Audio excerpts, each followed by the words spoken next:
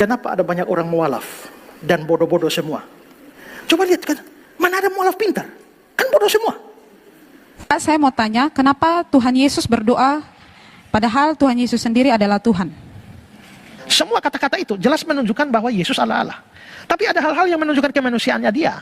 Ya, lapar, haus, capek, ngantuk, takut, nangis. Nah, waktu dia berdoa, ini menunjukkan kemanusiaannya. Ya, jadi sebagai manusia dia memang berdoa kepada Bapaknya. Tapi dia nggak tahu di dalam Bible-nya sendiri, Yesus yang dianggap sebagai Tuhan malah berdoa semalam-malaman lagi. Kalah orang ronda gitu. Loh iya dong, semalam-malaman artinya kan Tuhan berdoa kepada Allah. Allahnya kan Tuhan juga Allah kan? Iya. Tuhan berdoa kepada Tuhan gitu.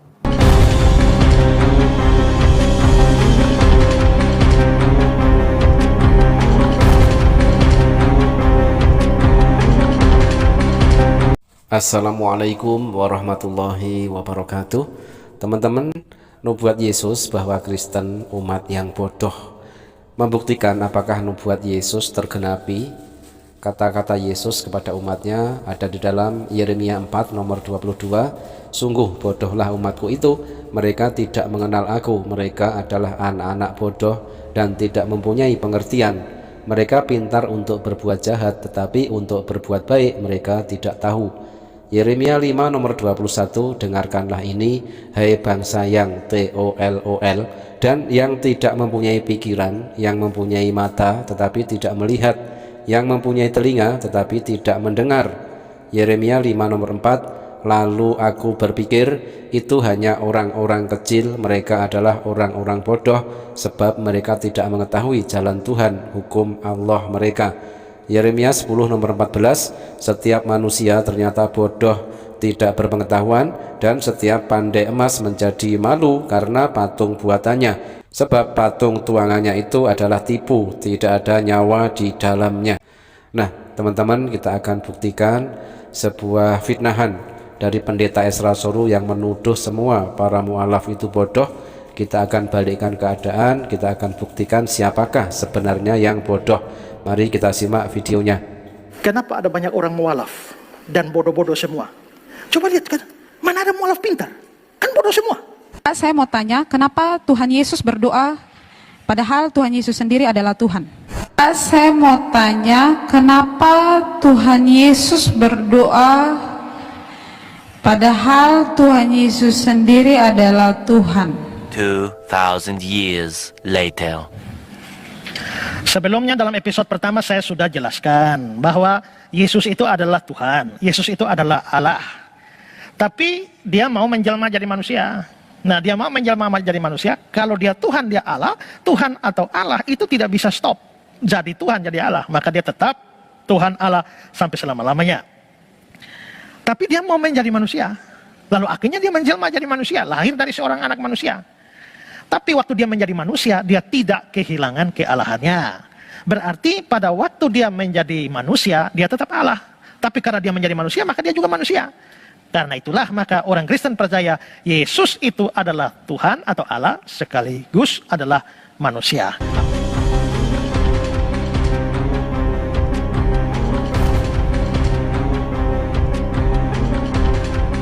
Allah sendiri dalam rupa insan, ya kan? Nah, karena itu maka sekarang, karena dia adalah Tuhan dan Allah, maka kita bisa lihat bahwa ada hal-hal yang menunjukkan, atau ada kata-kata, ada perbuatan-perbuatan yang menunjukkan kealahannya, ada kata-kata perbuatan yang menunjukkan kemanusiaannya. Dan kita harus bisa bedakan. Kalau Yesus berkata, diam tenanglah, itu kan menunjukkan kealahannya. Nah, mungkin karena Yesus mengatakan diam tenanglah, itu menunjukkan otoritas dia atas alam. Makanya Pak Tong bilang bahwa kalau Pak Niko menghardik itu mengambil haknya Allah yang seharusnya tidak dilakukan, karena para rasul pun tidak pernah melakukan hal itu, ya. Tapi terlepas dari hal itu menunjukkan kealahan. Hai anakku, dosamu sudah diampuni. Itu kealahan. Di dunia ini anak manusia berkuasa mengampuni dosa. Anak manusia adalah Tuhan atas hari Sabat. Sebelum Abraham jadi, aku telah ada. Permuliakanlah aku dengan kemuliaan yang kumiliki di hadiratmu sebelum dunia ada. Semua kata-kata itu jelas menunjukkan bahwa Yesus adalah Allah. Tapi ada hal-hal yang menunjukkan kemanusiaannya dia. Ya, lapar, haus, capek, ngantuk, Nah, takut, nangis. Nah, waktu dia berdoa, ini menunjukkan kemanusiaan. Ya, jadi sebagai manusia dia memang berdoa kepada Bapaknya. Maka seperti saya bilang tadi, banyak orang yang tidak percaya, orang agama lain tidak paham kristologi seperti ini, sehingga hal-hal yang menunjukkan kemanusiaan mereka jadikan bukti sebagai dia bukan Allah. 2 seconds later. Tapi dia nggak tahu di dalam Bible-nya sendiri, Yesus yang dianggap sebagai Tuhan malah berdoa. Semalam-malaman lagi. Kalah orang ronda gitu. Loh iya dong, semalam-malaman. Artinya kan Tuhan berdoa kepada Allah. Allahnya kan Tuhan juga Allah kan? Iya. Tuhan berdoa kepada Tuhan gitu. Mungkin karena itu mereka mencari sesuatu di Quran yang mau menyamakan gitu loh. Betul. Allah bersolawat untuk Nabi, dianggapnya Allah berdoa kepada siapa gitu Allah bersolawatnya. Padahal kalau yang bersolawat itu Allah sendiri, itu artinya adalah Allah memberikan pujian atau rahmat, blessing, shower mercy gitu.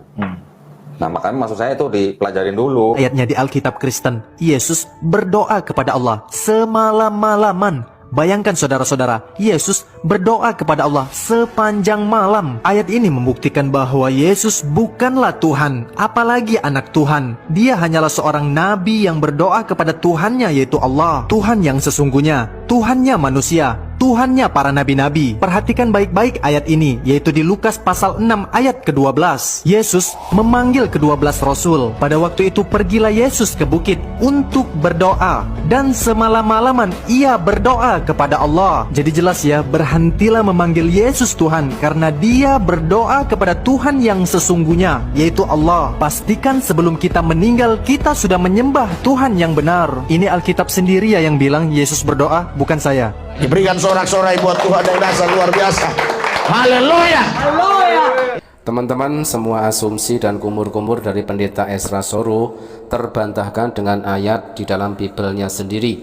Terbantahkan pula dengan argumentasi berdasarkan dalil Alkitabiah yang dikemukakan oleh Mu'allaf Donditan. Jadi kita bisa mengetahui tuduhan dari pendeta Ezra Soru yang menuduh semua mu'allaf itu bodoh berbalik kepada dirinya sendiri. Terbukti dan tidak terbantahkan. Kelihatan sangat jelas sekali bahwa disinilah sebenarnya Ezra Soru yang bodoh. Oke teman-teman, kita lanjutkan ya sedikit. Kita akan tambahkan, mengimani Yesus sebagai Tuhan yang darahnya mengucur di tiang gantungan salib itu bukan membersihkan hati, tetapi mengotori hati dan keimanan dengan kesyirikan. Kesyirikan itu tentu saja membuat doa semakin mustahil dikabulkan oleh Allah Subhanahu wa Ta'ala, karena syirik adalah dosa besar yang tidak terampuni. Ada di dalam Quran surat An-Nisa ayat 116. Bahkan meyakini Yesus sebagai Tuhan dan Juru Selamat akan menghapus segala amal dan menjerumuskan ke neraka. Jika kamu mempersekutukan Allah, niscaya akan hapus amalmu dan tentulah kamu termasuk orang-orang yang merugi. Ada di dalam Quran surat Az-Zumar ayat 65. Ajaran dari pendeta Ezra Soru bahwa Tuhan hanya melihat hati tanpa melihat ritual jelas adalah sebuah kesalahan besar dan tidak alkitabiah sama sekali, atau bertentangan dengan ajaran Bible itu sendiri, bahkan bertolak belakang dengan ajaran Yesus dan ajaran para nabi lainnya. Menurut Bible, selain kekudusan untuk kesempurnaan hubungan dengan Tuhan, para nabi termasuk Yesus melakukan berbagai tata cara dan ritual ibadah yang benar, diantaranya berwudu dengan membasuh tangan dan kaki sebelum masuk rumah ibadah. Ada tertulis di dalam Keluaran 40 nomor 31 dan 32. Melepas kasut di tanah kudus, ada di dalam Keluaran 3 nomor 5, ada di dalam Yosua 5 nomor 15. Menghadap kiblat, tertulis di Mazmur 5 nomor 8. Bersujud, ada di dalam Mazmur 95 nomor 6, ada di dalam Bilangan 20 nomor 6, di Kejadian 17 nomor 3 dan 4, ada tertulis juga di dalam Matius 26 nomor 39. Dan berdoa dengan menengadahkan tangan, ada tertulis di dalam 1 Timotius 2 nomor 8. Jika Tuhan hanya melihat hati tanpa melihat jasmani, lantas untuk apa para nabi di dalam Bible itu berwudu, bersujud, menengadahkan tangan menghadap kiblat? Jika ajaran pendeta Ezra Soru itu dibenarkan, berarti menuduh Yesus dan para nabi di dalam Bible itu melakukan ritual kesia-siaan. Seumur hidupnya Yesus hanya berdoa kepada Allah dan tidak pernah menyuruh orang lain untuk berdoa kepada dirinya. Salah alamat jika pendeta Ezra Soru mengajarkan kalau berdoa itu kepada Yesus. Karena apa? Yesus berdoa dengan ikhlas, dengan tawadhu hanya kepada Allah. Ajaran pendeta Ezra Soru untuk berdoa kepada Yesus atau berdoa dalam nama Yesus adalah ibadah yang mungkar dan bertentangan dengan akidah di dalam kekristenan sendiri. Doa kepada Yesus juga menyimpang di dalam ajaran Bible yang sangat jelas mengajarkan bahwa hanya Allah saja Tuhan yang mendengar dan mengabulkan doa. Ada tertulis, dan apabila kamu berseru dan datang untuk berdoa kepadaku, maka aku akan mendengarkan kamu. Tertulis di Yeremia 29 nomor 12, ada lagi di Yesaya 65 nomor 24, ada di Mazmur 65 nomor 2 dan 3. Jadi salah alamat jika pendeta Ezra Soru mengajak umat Islam untuk berdoa kepada Yesus, ya, mengajarkan hal itu kepada umat Kristen, kepada jemaatnya pun itu adalah sebuah kesalahan. Karena sepanjang hayatnya Yesus hanya berdoa kepada Allah, baik di dalam suka maupun duka, baik di dalam keadaan tertimpa musibah. Pada waktu itu pergilah Yesus ke bukit untuk berdoa, dan semalam-malaman ia berdoa kepada Allah. Ada tertulis di dalam Lukas 6 nomor 12, ada juga di dalam Matius 26 nomor 36, Lukas 5 nomor 16, 22 nomor 41 dan 42, 22 nomor 45. Ketika terjepit sedih hendak ditangkap musuh untuk dihukum salib, Yesus berdoa mohon pertolongan kepada Allah. Kata Yesus, ya Aba, ya Bapa, tidak ada yang mustahil bagimu, ambillah cawan ini daripadaku.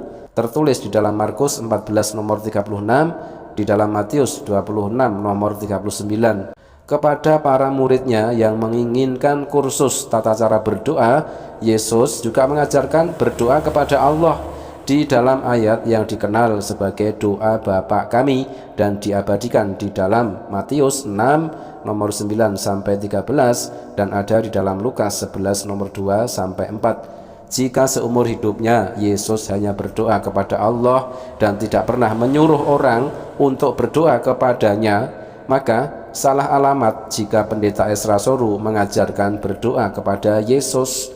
Jika para pendeta, para penginjil mau meneladani ajaran Yesus, ikutilah tata cara berdoa Yesus dengan berdoa secara ikhlas dan tawadhu kepada Allah. Berdoalah kepada Tuhannya Yesus, jangan berdoa kepada Yesus. Terima kasih sahabat, mudah-mudahan bermanfaat. Jazakumullah khairan kasiron. Wassalamualaikum warahmatullahi wabarakatuh.